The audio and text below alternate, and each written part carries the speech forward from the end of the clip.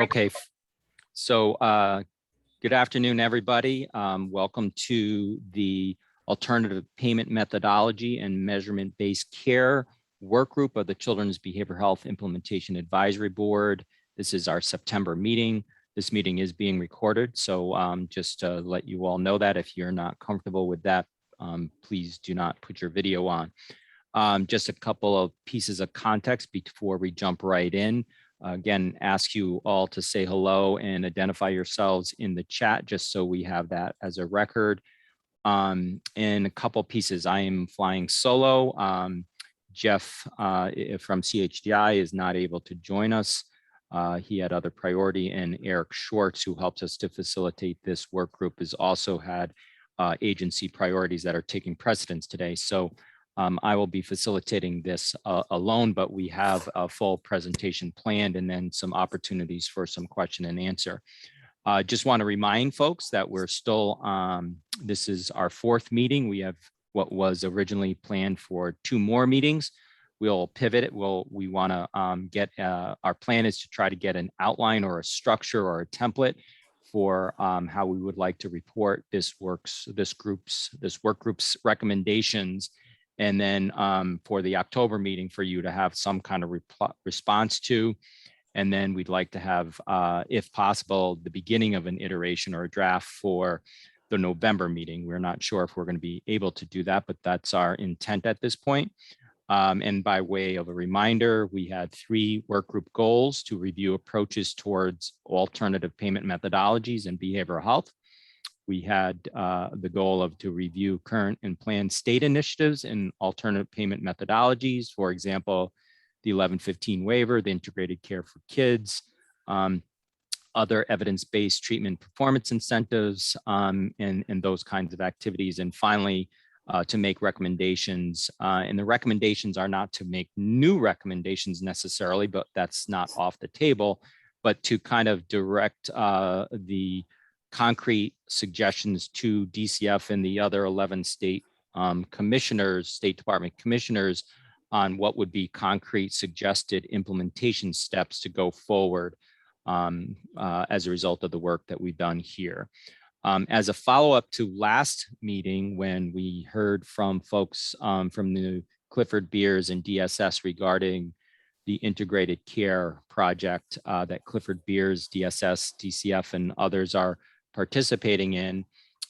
We are working with them to continue to reach out to other state or county jurisdictions who have had some successes in implementing different alternative payment methodologies. So we're still looking and hopeful that we'll have another presentation or 2. We believe that we'll need to add some presentations that are off the monthly cadence. So it's possible that you'll get emails to be invited to meetings in between, like at 2-week intervals. And if you're able to join us, that's great, but we just feel like we wanted to be responsive to the requests there. So with that, I'm going to pivot and we're going to jump right into today's agenda. Today we have a presentation on one of the measurement-based care platforms known as Mirror. We'll get an overview of that. We'll have a little conversation around performance-based sustainability and then measurements-based care approaches. So that's what's on the agenda. So you can take down the agenda, Leah. Thank you for doing that. And also, Leah, thank you for taking notes for us today.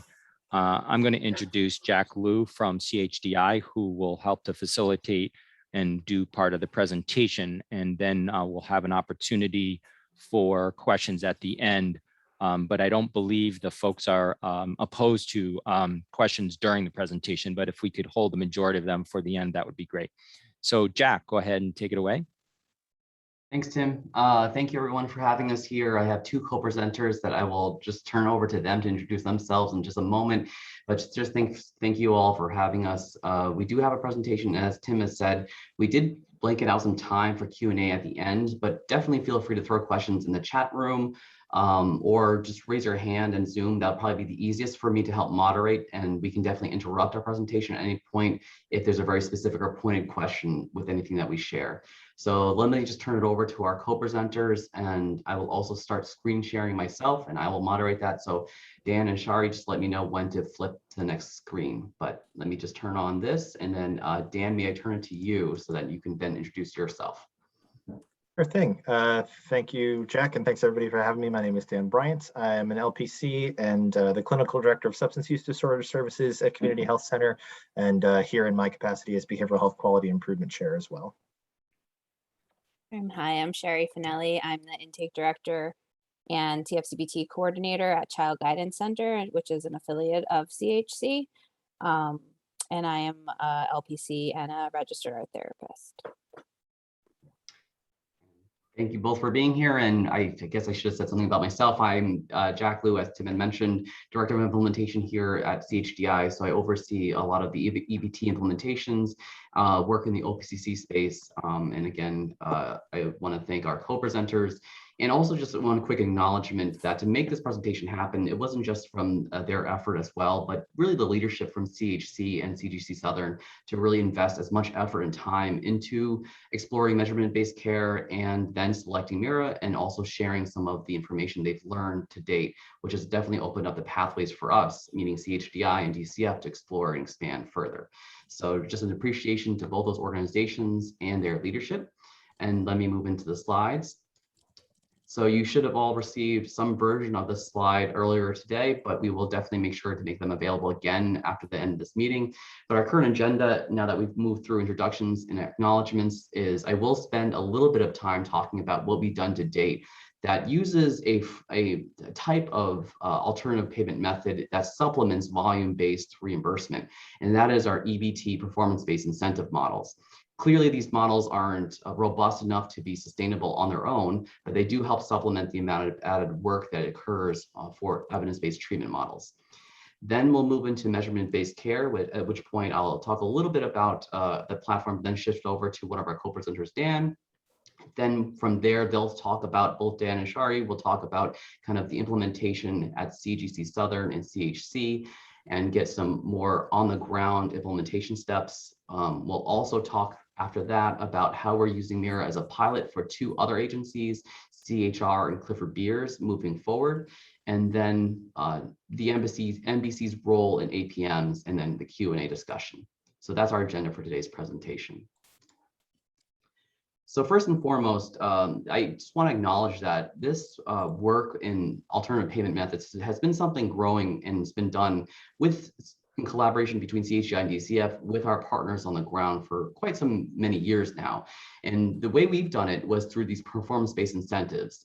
So these contracts that we manage through DCF funding for evidence-based treatment models such as matched ADTC, TFCBT, CBITS, and bounce back incorporates ways of looking at quality indicators and metrics that, one, measures performance. So that's, can we see the top box?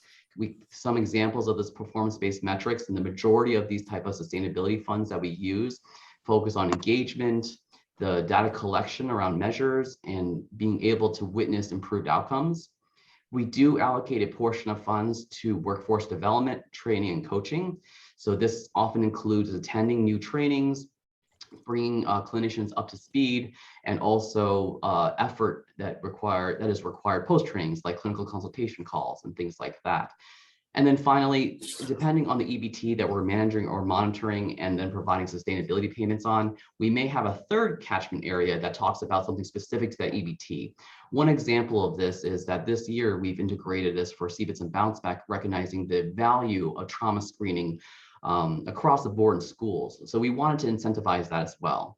As I said before, the funding that we have is meant to really supplement the volume-based reimbursement that these agencies already get for these services, or any other type of funding streams that help them to implement EBTs. So we clearly understand that this doesn't alone help support the full-on implementation, but this was one step that has evolved over time that does incorporate a type of alternative payment based on quality, metrics, and data. And that is, in our definition, some level of measurement-based care and connect the dot to alternative payment methods. From here, though, this has really helped spark us on a lot of conversations to figuring out that we need to do more, and we need to expand beyond that. So part of our effort has been to look at measurement-based care solutions and platforms, and there are many of them. So at this point, let me turn it over to Dan, and Dan, you can take it over because you've done a lot more homework than I have on all of this. So let me turn it over to you, and then take it away, please. Sure thing. So to say that this is a long-running project of mine is probably as big an understatement as I can imagine. I'm going to talk a little bit about some of the regulatory framework for measurement-based care, but I want to start by acknowledging that the impetus for measurement-based care within behavioral health, within CHC, came when I was sitting in a performance improvement meeting with my colleagues. And our performance improvement goals that we set every year are based on the metrics that we had. And I watched as we set metrics for group visits and pediatric visits and total visits completed and discharges on time in behavioral health, while my medical colleagues set targets around blood pressure control and diabetes A1C control and weight consultations and weight improvements. They had real metrics and we had productivity goals. And this, is a performance improvement committee, so we're all trying to improve what we're doing. But our sort of scope of data was reduced to how much we do rather than how well we do. And I found this pretty distressing as a behavioral health provider, because I know that we do good work and I know that we can be doing better work. And I wanted to be able to demonstrate it to our colleagues and from a research perspective. And so we got working on measurement-based care with that lens in mind of there is no good reason why behavioral health should not have the kind of access to measurement that our medical colleagues do, even if it's a little more obscure, a little less hands-on. These metrics are validated, they're real, and they can be used to tell us how good of a job we're doing. So as I began working on that, along comes the Joint Commission, and in 2017 announced that in 2018, their new standard would include measurement-based care. And their measurement-based care standard had a lot of different features to it, including that we needed to be using validated tools, that those validated tools needed to be used to assess for outcomes over time, that those outcomes over time had to be reflected in care planning, and that we had to aggregate data, examine it all, and then use that to inform practice and supervision and everything from training and best practices internally as well. Problematically, however, as the Joint Commission announced this, they did not suggest any way that they wanted us to pay for this. They when presented with this this question of like, well, this is a costly initiative. How would you like us to be able to do this? They very seriously suggested that we use paper and pencil measures and hire somebody whose entire job it would be to put all that into a spreadsheet and feed it back to us as clinicians. A Herculean and deeply unrealistic solution to the problem. So with that in mind, with the challenges we faced, with the sort of utility that we needed to find, we started exploring what companies, nor did they provide any practical implementation guidance, says Amber. That is absolutely correct. None whatsoever. And it was a problem for sure. So with that in mind, we started exploring what commercial solutions were on the market. And there were several at the beginning of this back in 2017. But many of them really just were not serious competitors. There was a couple out there that had, a single measure that they would use. The Treatment Alliance inventory, as an example, Scott, I'm blanking on his last name, out of Arizona, developed a couple of scales that were seen as valid and were able to be used as broad spectrum measures, but it's just a single inventory and doesn't offer a whole lot of good information for this on a long-term basis. Other companies, one in particular called OWL, had a really good system for delivering measures and had a good system for feeding that data back to clinicians, but problematically had a measurement battery plan where you would send every single patient the PHQ-9, a PTSD screener, a substance use screener, the list goes on. And so their measurement time was 20-30 minutes per visit, something that really just ends up being completely impractical. So in Mira, we found a really nice solution that kind of fit all of our needs and worked well for patients.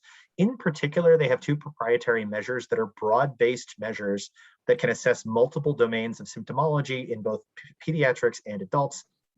and that are relatively time sensitive, talking in general on average about 7 minutes to administer, and even less over time with the CAMS, which is an adult measure that learns over time where people do not have symptoms and then stops asking them questions about them except intermittently.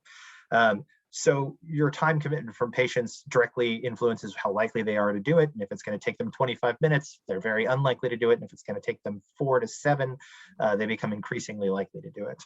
Additionally, their pricing was quite a bit better than many of the companies that were on the market, or was at least competitive with the ones that were more reasonably priced. Additionally, they were a dedicated measurement-based platform, measurement-based care platform. A lot of other companies have developed sort of solutions where they've slid measurement-based care in. Some health records have done this as well. Epic kind of has a measurement-based care sort of ish thing that they've built in. It's not great, but it will sort of maybe meet the need of the Joint Commission and things of that nature. But this was dedicated to measurement-based care. All they wanted to do was make this data useful and readable and actionable for clinicians, and they do it quite well because they're not trying to do anything else. It also allowed for flexible measurement planning. And as we'll talk about, some of the measurement plans that we need to develop for our patients can be quite complex. For instance, a patient who's both in TFCBT and in a Connecticut DCF grant program might need a battery of tests for TFCBT, the Ohio's, and then we might also have additional measures that we want to get done. And we are allowed to, within their system, plan those out in ways that doesn't burden the patient and make sure everything gets done. And lastly, they offer some really valuable analytics to make success easier so we can know where we're doing well and where we're not doing well over time. In line with that analytics, Jack, if we can go to the next slide. I think in terms of advanced payment models, what you guys are here to talk about and sort of think about, one of the biggest things that this helps with is you can see that the work that you are doing is making a difference. You can see that people are getting better, and you can see that they're getting better not just in terms of raw score at point A and point B, but even change that into a delta per visit or a delta per week. So we can see here, this is an example of their care episode outcome report, which I find incredibly useful. Allows you to see where patients are coming in on average, how well certain clinicians are doing, as well as certain sites are doing if you have multiple sites. And some really valuable information here can be learned. They have pitched the idea to other non-FQHCs that measurement is also reimbursable. And so this helps with that because you can sort of demonstrate that the measurement has a value as well. Go ahead, Jack. So let me take it from you, Dan, from there. So, and we know some of these screenshots are a bit small. So when you get the slides, feel free to zoom in. We did our best to try to get all this information. Dan, there is a question though, is all of this information coming from paid claims? No, so this information is all developed and collected within the Mira system. So this is their information. You can in turn share this back to the payee or to the payer, but this is not payer information. This is based on the data collected from the Mira system. So it pulls in the completed measures, aggregates that data, and then feeds it back to you. You can look at it at a patient level, you can look at it at a provider level, you can look at it at a unit level. They do have reimbursement reports, but I have not gotten too deep into those, so I can't speak to how that could be used. Thank you, Dan, and thank you, Cheryl, for your question. So what really attracted DCF and CHDI to look at the potential of what Mira can do for the outpatient psychiatric clinics for children was looking at how it changed the nature of the game. And in this particular case, we'll talk about CGC Southern and what we saw pre-COVID, amid COVID, and during Mira and post-Mira implementation or current. So what you'll see here is that we look back at the clocks a little over a year ago. CGC Southern is a good example of a strong performing OPCC agency. It has more than one EBT, and what you can tell from this is the Ohio scale collection rate of youth, caregiver, and worker. Those are the different colors and markers on the far left-hand side. Q2 of fiscal year 20, state fiscal year 20, they were well exceeding the benchmarks we've set. They were strong performers, and then of course you see COVID-19 hit and make a huge impact in data collection. Now, what shouldn't be surprised is that from data collection standards, it's always easier to get the workers' data because they're a captive audience in some way. But if we're talking about really our clients, our families, and getting data collection, particularly when we're talking about lockdowns, we're talking about ease of access, we all know that there's a strong factor and effect on data collection rates alone, let alone speaking to quality, outcomes, or anything else. And we can't speak to any of that if we don't have the actual data. So what you see here as you scroll from left to right at the intake Ohio scale data collection rates, once Mirror was implemented, this is the green line coming down to the right-hand side of this line graph, you can see how the rates really started to improve.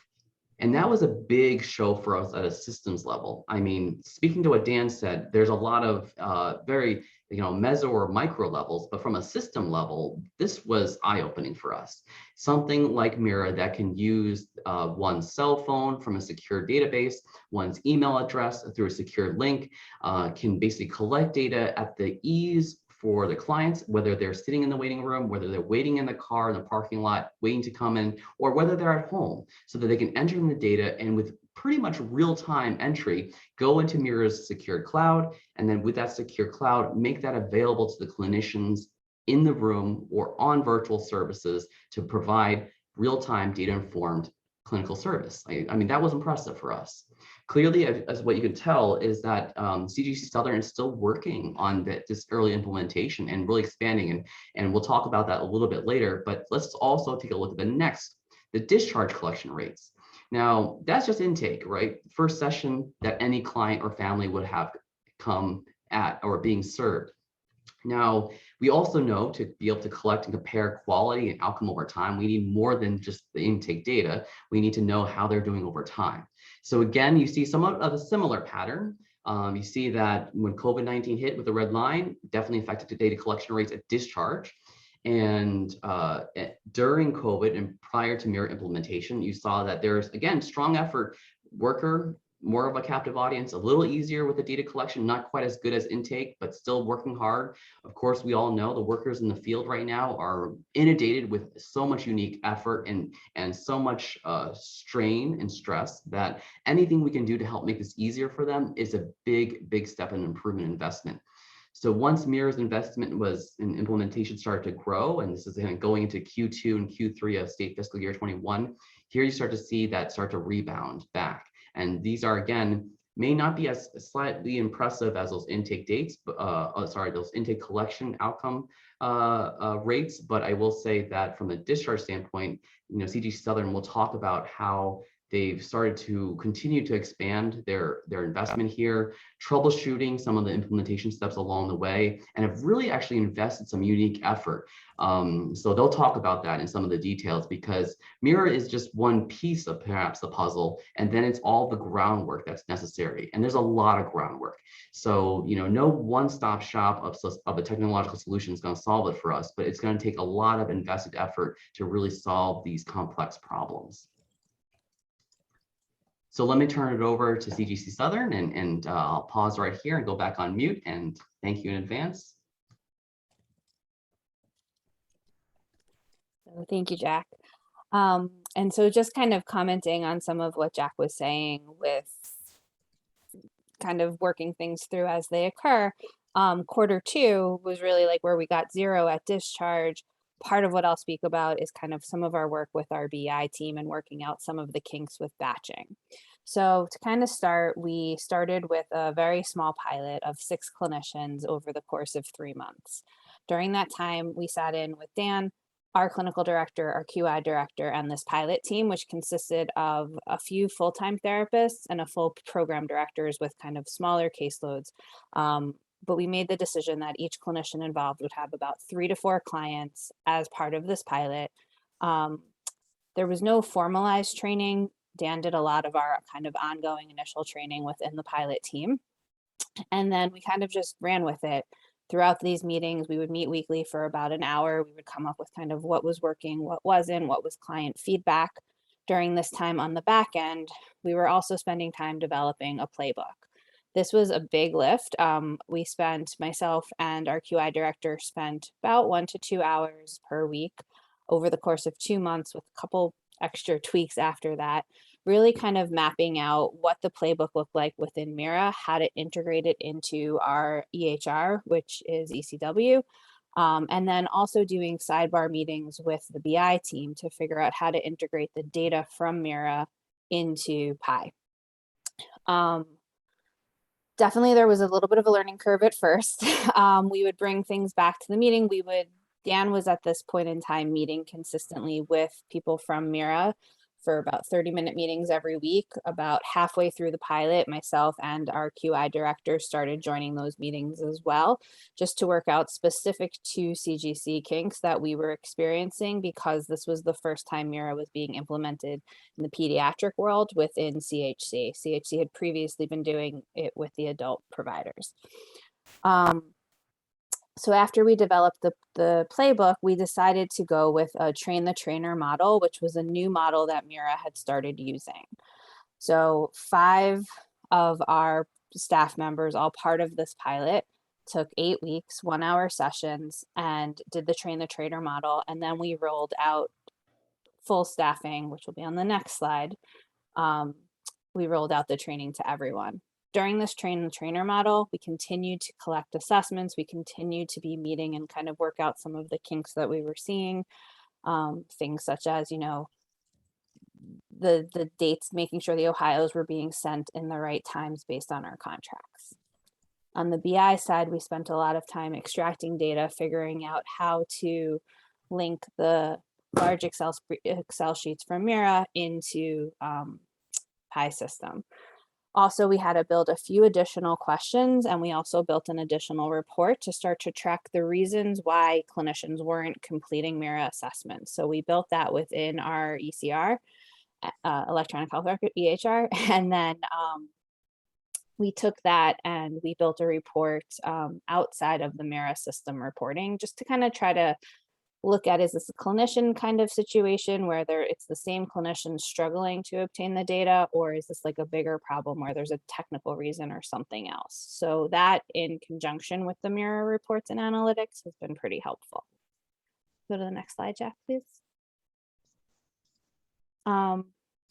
So after the train the trainer, there were several kind of all rollouts for kind of all staff meetings for our staff, but then we broke it down into 8 weeks of 1-hour training sessions. During this time, we turned on automatic scheduling. People were split into 2 groups with 2 to 3 trainers, depending on the size of the group. And we really rolled it out to all clients at CGC. Clients do have the option to opt out of Mira. We did build a question about this into our electronic health record system so that we have a way to track it. And for those clients, we've developed since this time workflows around obtaining Ohio scales, either from an in-person session, or we use case managers to help us obtain those Ohios. I'm seeing a question. Sorry, trying to see the question. Can you tell us anything with Jack? Would you mind moderating the chat? It's hard to. I got it for you, Sherry. It says, could you tell us anything about client engagement with those measures, extent to which they're viewed the info, how they used it? You want me to take this one, Sherry, or do you want to? Yeah, that would be great. And then I'm happy to jump in from the child side if you want to talk how it started with rollout. Yeah, so we had our first rollout at Stanford, our Stanford adult site, and it was right before the pandemic hit. So we started going in February and then kept going through the start of the pandemic, transitioned to telehealth. We cut our schedules to try and make sure that we didn't have to turn off the lights by making shorter visits for behavioral health providers who could continue to see people much more easily than our medical colleagues and our dental colleagues. And it kind of really just stamped the life out of our rollout in Stanford, unfortunately. So engagement wasn't great, and that's putting it mildly.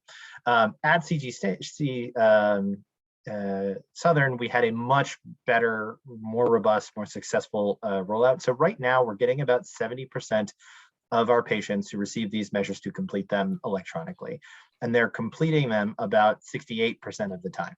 So 70% of total patients are filling it out about 70% of the time. And we send it before every single visit up to once a week. So we're getting really robust engagement with this kind of stuff. The other metric that we have that we sort of monitor is our clinicians reviewing the data they're getting from clients? And the answer there should be 100%, but unfortunately, we're only doing about 75% on that front. So work to do on that side in terms of getting clinicians to use it. But I think it's a big cultural shift for people to sort of get behind this idea of data-driven care. Therapists are a bit of Luddites. We often think that we are special and magical, and it's all about relationship and things you can't measure, but it's all nonsense and they're all wrong. We just have to show them that they're wrong. And Mira, to their credit, one of their lead trainers describes it as an aha moment of sort of seeing the thing you would have missed if not for the measurement. And there is always, over a long enough period of time, going to be something like that. It's very often suicidality that gets reported in the measures that the person had no idea was there, things like that. Sometimes it's more positive, right? Like people who show really significant improvement that you just have very little hope for them improving because you're frustrated with how things are working. But patient engagement is really quite excellent when we've done this properly and had good success and no pandemic in the middle of our rollout.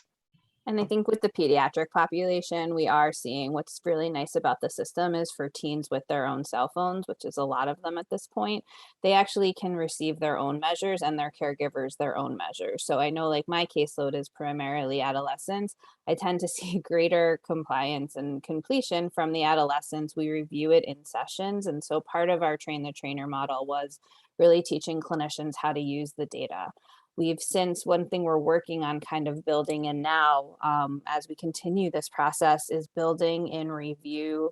We do treatment teams weekly where we're doing full clinical presentations. And so supervisors are now taking a lead of really trying to pull the Mira data in for those clinical conversations so that it just becomes, you know, a very common thing and it becomes the culture is to use Mira as part of our clinical content. And so kind of the area we're still, it's been for the most part worked out, but we're still kind of making little tweaks is the BI side and making sure that everything is pulling correctly from one system to the other. And so that, you know, we still meet weekly with our BI team on top of all these other, on top of a couple other meetings that we're having just to do double checks each month after the batch is completed. And I'll speak a little bit later about the EBP. We are starting a pilot with TFCBT. So that's part of our BI kind of rollout as well. Could I ask a quick question about this?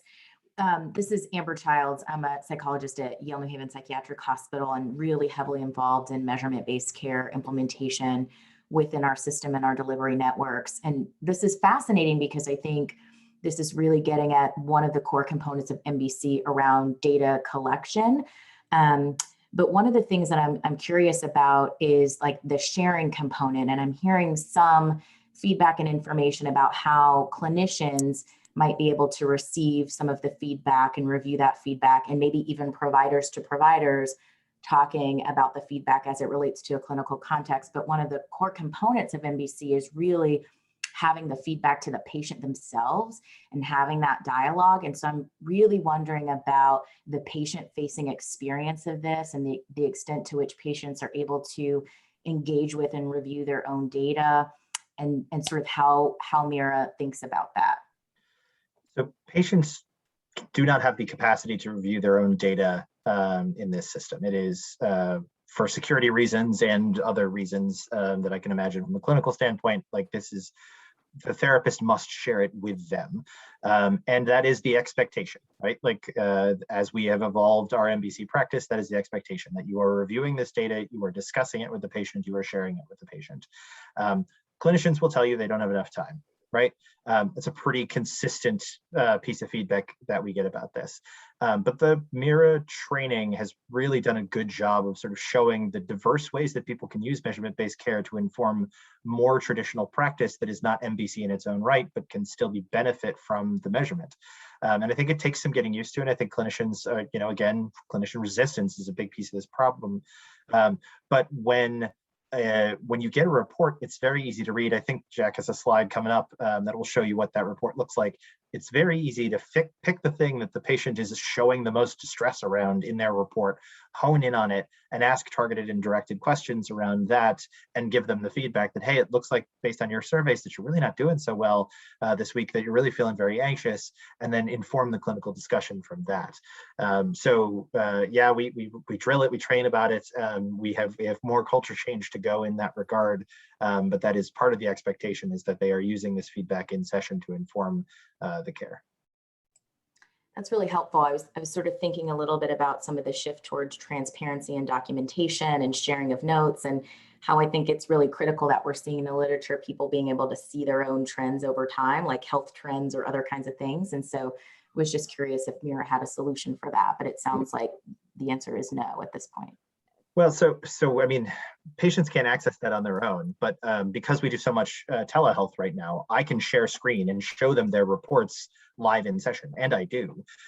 In particular, that's a ton of use when patients are doing better and often don't think that they are. So I can say, look at how much better you're doing compared to our first visit, compared to your last visit, compared to any other point in treatment that I can select.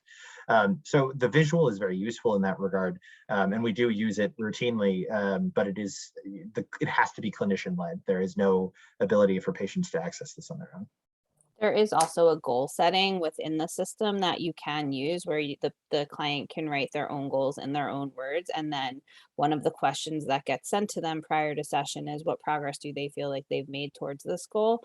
And so then you could also be reviewing that, but just like the other measures, the clinician has to be the one to share that. But from a compliance and completion and engagement standpoint, we're finding the clients who are really doing this the most are the ones you're having that conversation with, that you're showing that those data points to. Those are the ones that do it again and remember to do it prior to that session. Could I ask a question here too? I wondered if you can comment about adolescent substance use, and if I think that's where some of your focus is in the virtual arena. One of the concerns we've heard around virtual is that, in particular, some areas, substance use being one, that you lose a lot in the face-to-face. With this, have you felt like this is an added benefit while doing the virtual, that it gives the clinician more information around use or real use or reporting or worrying about accurate reporting? So we did fix, there was an issue with the substance use piece. It's been fixed for the last 2 months. I could speak for my own clients. I've definitely had kids be more honest in their report in that system, where I didn't know one kid was using, and they disclosed that within the Mira assessment. So there is a substance use section in the adolescent model. It appears as a risk. So there's suicide risk or safety concern risks, which include suicidality. And then there's the substance use risk and also a medication risk. So they're all kind of these 3 tabs at the top of the page, and anything that is out of normal limits really does get flagged for the clinician to see. And so I do feel like it's been very helpful for kids, and they, for the most part, because they know they're getting the texts, for those who get it to their own phone, they're pretty honest in their answers. Yes, Amber, we can send by SMS, we can send by email, or we can send by both. We currently default to SMS and then change as necessary for people.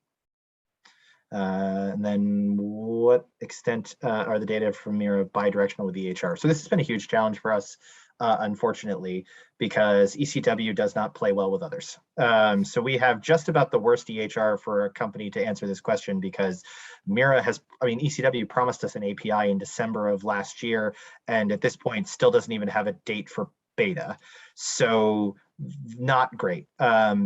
Epic, however, has already integrated with Mira. They've got multiple clients who already have bidirectional data sharing.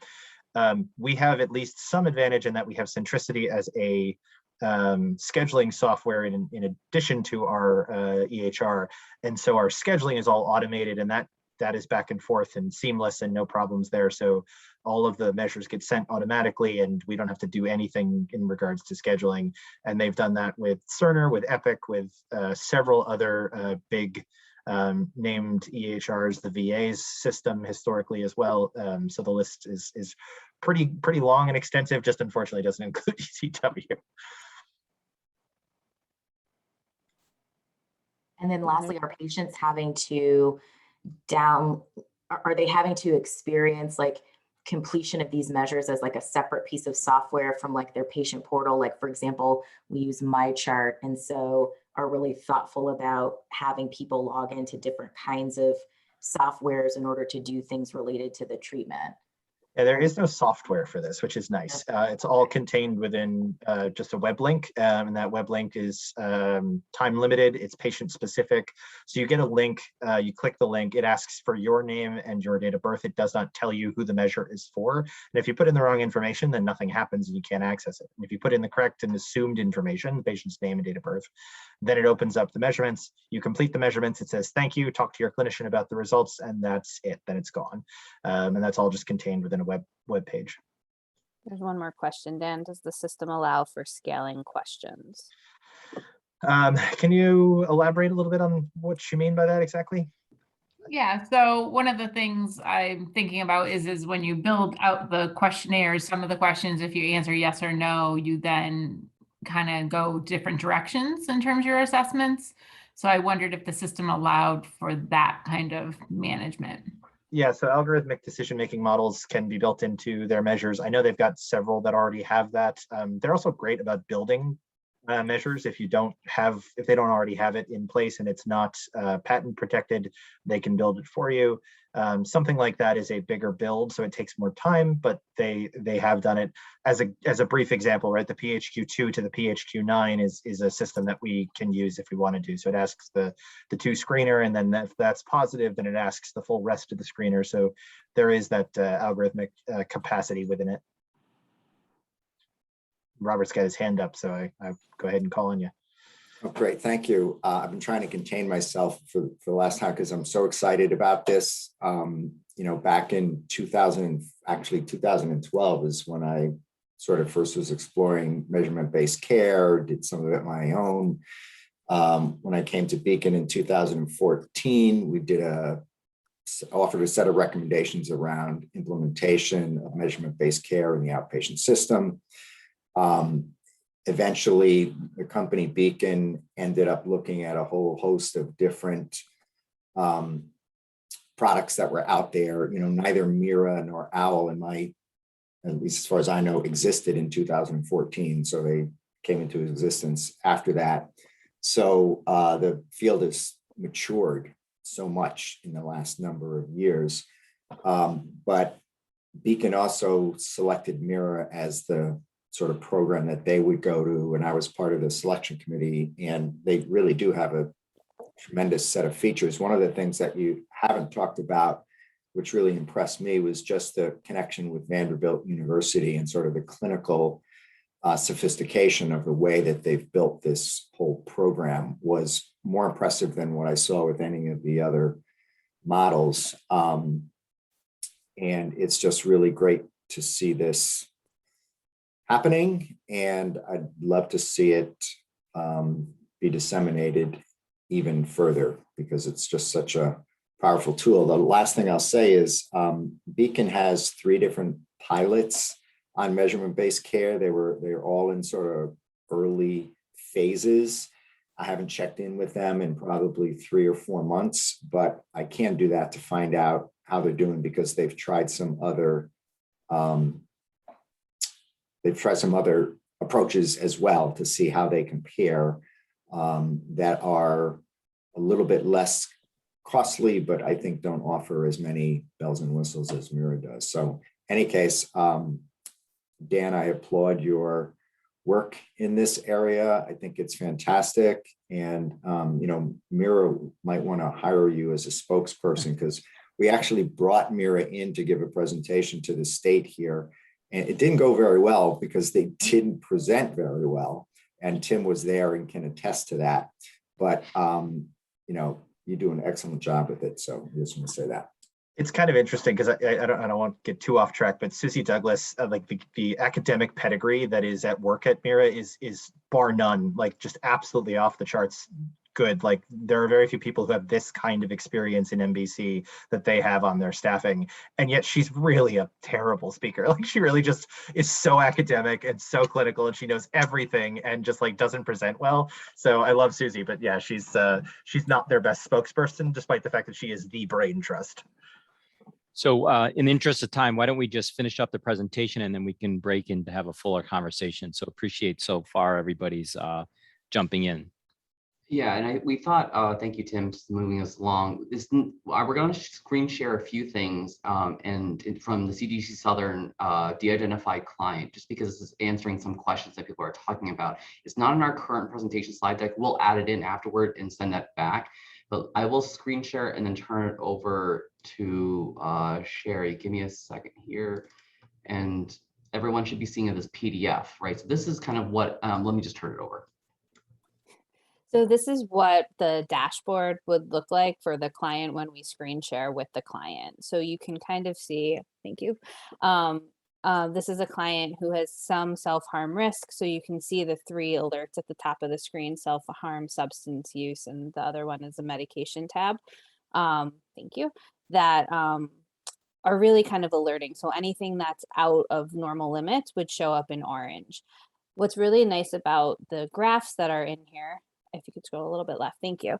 You can look at significant changes. So the large dot represents the day they took this most recent measures. And then if this was in the live Mira system, you'd be able to kind of shift through reports to look at change throughout the course of treatment. And so each dot represents a different day that a measure was taken. This is the Peabody. It also lets you look at the therapy alliance. So it really gives the client and the parent the opportunity to look at what's going well in therapy, what's not going well. And some of these questions are very, very eye-opening for a therapist. If a therapist thinks things are going really well in treatment and the client says, "You never understand my feelings," it's really nice to kind of have that clinical conversation with the client and also use it as a tool in supervision. So this is the visual that we share with clients. We really can talk about what changed over the course of the week. And if you scroll down, you can look for trends in graphs. So this is just the changes for this client in the Ohios. You can see their individual responses similarly to how you would if it was a paper assessment, right to the side and talk about areas of concern. So this is just what the inside of the system looks like. Thank you for that. Once again, that wasn't part of our slide deck, but we'll add that in just because we shared that in August when we were rolling out Mira for the OPCCs. But if we get back to our presentation, so we still stay on time, I think that at this point, the PowerPoint is back up. Is that true? Just all right, thank you. All right, so Dan, do you want to pick up the slide quickly and then we'll keep moving forward?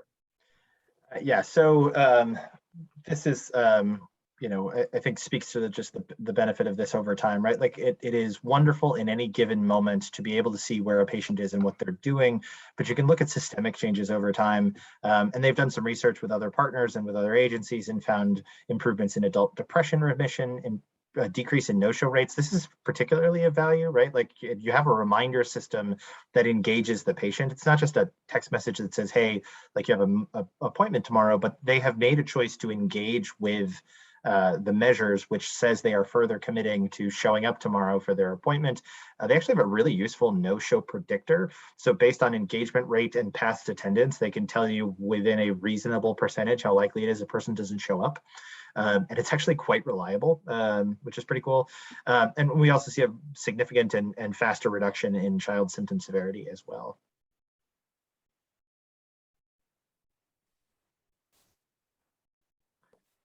And so we just wanted to talk a little bit about kind of some of our next steps. So for us, I would kind of reference that we're in the process of piloting TFCBT measures. So we worked with Mira over the last 6 months, I would say, to really build out the TFCBT required measures. The hope is in the future, if ARC is ever batchable, that's one of the other EBPs we have, that we could also do the same with ARC and do a batch work. So this really, the goal of this is to really get the clinicians out of doing the data entry and out of the PI system altogether to have it all automatically done. So right now I'm piloting it and we're working on slowly integrating our additional teams. We just discovered the batch is working correctly. So our plan is within the next few months to roll this out. They're also trying to build a sub program for TFCBT, which would work for any of the evidence-based therapies within the Mira system to be able to make a sub program within the larger OPCC program so that they could get measures and then continue in OPCC even after they complete the EBP. For me, the great white whale here is the capacity for research that this gives our agency and any agency that engages with this, right? The amount of large scale data monitoring we are doing with this is unrivaled compared to what most agencies are doing. It is really, truly incredible, the amount of data that we're collecting and their correlational analysis around this kind of stuff. We can look at everything from what are the predictors of a person getting better faster or slower from, other data that we collect, like adverse childhood experiences, is my personal research area of interest, to frequency of visits, to length of visits, to modality of treatment.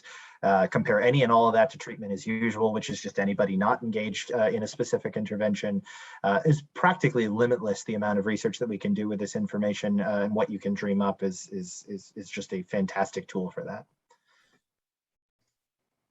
So I'll take it over from here and we'll start to wrap up. So basically, based on all this great success story, we know that Mira is just one part of the solution. It's going to take a lot of effort, as you've heard, on the implementation side, from a contracting side, dollar side, and management side. So what we've taken on with the leadership of DCF and kind of guidance and support was to try to roll this out again to other OPCC agencies. And so what you can see in this timeline is that DCF and CHGI in May and June of this year explored what does it take for us with DCF funds to be like an oversight management fiduciary, but also establish a contract to get and negotiate better rates for agencies. And because the rate structure is through subscriptions based on volume, and their volume counts on unique identified clients per year from when they first start. So by doing so, we were able to leverage a better negotiated rate. And then in July and August, we hosted a letter of intent series for all OPCC agencies to take this on, and two that got selected, including some people in the audience here, CHR and Clifford Beers. So we're very excited that this fall we are in the process of implementing the contract structure, so that the two, we can start to roll this out through our DCF funding and CHGI support to see how this affects other larger systems. And we're very fortunate to have CHR and Clifford Beers, two very strong forerunners and having implemented multiple evidence-based practices and treatments before to really take this on. So it's like bringing up their A services to hopefully like an A++ when it comes to data collection standards. Now, finally, I know there's a conversation here that MBC is not necessarily APM. And the reality is that's true. But what we have to look at, though, is what is MBC in relationship to APN, and then really think through that relationship so that we can be more successful. On the left-hand side, what was a big eye-opener for me about this whole process, working with Mira as potential partners and current partners, and then learning from CHC and CGC Southern's processes, they frame MBC as an evidence-based practice in and of itself. And it's really about getting that real-time accurate data collection, high quality feedback loop for families and youth, system measurement and reporting, and also feedback for workforce development and performance improvement for not just the clinical session, but for your workers too.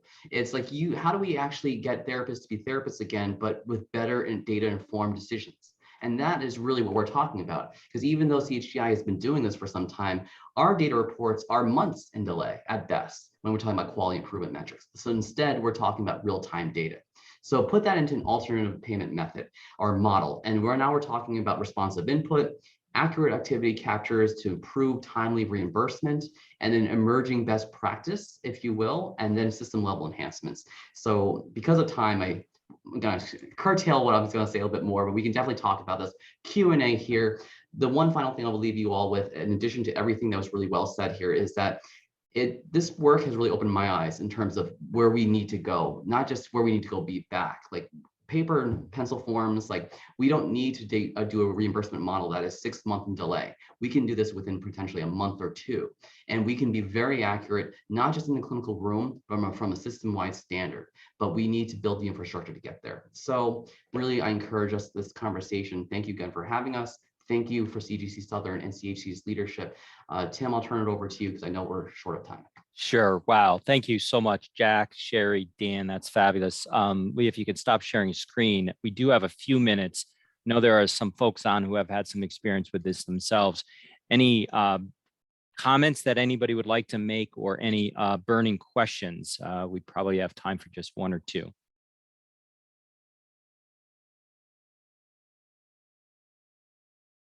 Nobody. Well, I just have one other sort of note, which is, I just came across this quote the other day, and it's, if we have data, let's look at data. If all we have are opinions, let's go with mine. I love that quote because that is so relevant to what we're talking about here. Thank you. Other thoughts? How about reactions? Any quick reactions off the top? Maureen? I'm off screen today because I'm dealing with a bug bite on my face that took me to the ER last night. So that's why you can't see me today. But thank you for allowing me to participate. I do have one question about how this kind of data collection measure can shed light on those kids and those early childhood trauma episodes, issues that lead to such complex needs, both in adolescence as well as into adulthood, and what kind of questions might be able to be developed, one or two, to really drill down into giving clinicians a more clear lens on what that child's need is, where it's rooted, or what the adults' early childhood experiences are that lead them to things like substance abuse, leading to much more complex needs as they get older. It's a complex question that I don't think there's an easy answer for by any stretch of the imagination, right? I mean, these are systemic problems that we have to address as not just health systems, but as an entire culture. With that said, though, you can't fix what you don't measure, right? So by getting this data, we can begin to look at that and try and find answers to it.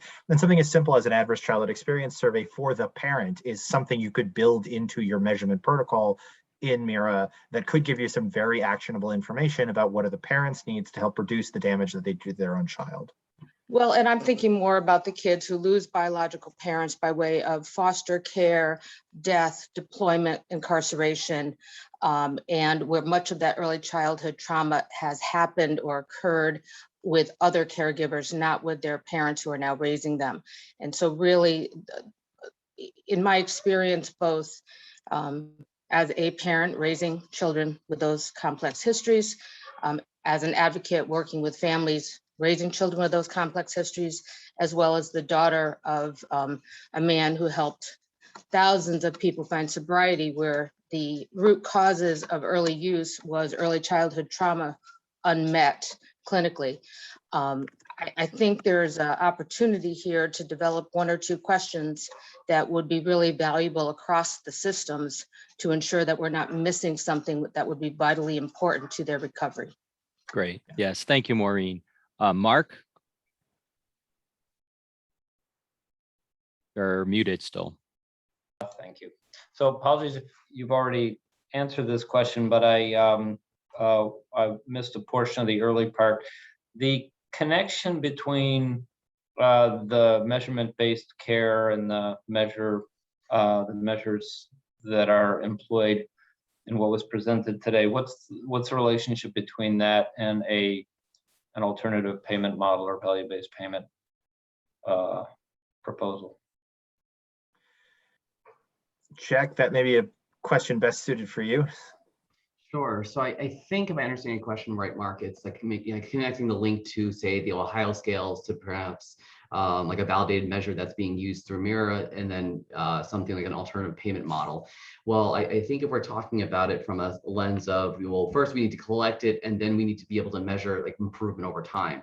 Well, so it goes back to a point that Dan said, that once we actually have something in place that's actually collecting it in a more regulatory way, more consistent way, and measurable way, then we can use that for like a reimbursement strategy that Ohio's, as one element of a multitude of standards or assessments, can be used to ensure that there's good quality outcomes to what's being actually paid for in terms of service, not just more and more sessions per se. Not to say that more sessions may or may not be the right answer, but it's really looking at using the assessments to help pay for the reasons for why we're seeing improvements in the field.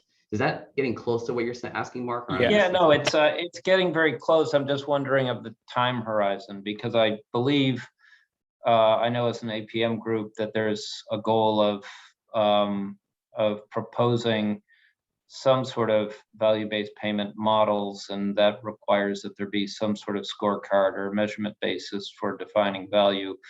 I know that NQF, the National Quality Forum, that endorses measures that are typically developed by other stewards, goes through a relatively exhaustive process to test the science behind any measurement to make sure that that it's suitable for the purpose for which it's being applied. And so I'm intrigued with the system that's been developed. It raises questions for me as the extent to which, if it's not diagnosis specific, the characteristics of one's practice might have implications for how one measures, and that the baseliner at intake intensity presentation may not actually be a sufficient adjuster. So it just raises a lot of questions. So I'm trying to understand whether this is like a useful tool for widespread adoption to driving or enabling data-driven improvements in care versus this could be the dashboard for a VBP. I don't know if this is what you're asking, Mark, but I think, as was referenced before, the sort of academic pedigree behind the development of these measures at Vanderbilt University, which is where a lot of the standard measures originated, is pretty strong. So they have a lot of validation behind these metrics. They although they also will customize based on client need. Yeah, so that is, I think, directionally, I get that. The thing is, there are a lot of things that may have great science behind the reliability and validity of measurement. Their suitability in the context of a payment model, or whether it's health system performance or individual practitioner performance, is kind of a unique application that has to be validated as well. Yeah, so I think this is a great opportunity to put that conversation on our agenda for coming groups, because I think ultimately the question is what would Connecticut look to do? I don't think we were suggesting a direct link or correlation between any particular platform at this time and a methodology for an alternative payment mechanism. I think those are questions that still need to be wrestled with. So, but we are at time. So I think appreciate all the questions and all the participants to this point. We will be meeting again in October. The next meeting is on October 27th. And we will be meeting in November also. Please take a look at the agenda for the meeting dates and times, and we'll be getting the minutes out, and we'll be getting this posted for review. So if there's folks who are interested in seeing this, we'll have a link to this. So appreciate everybody's time today. Thank you for joining. Have a great day.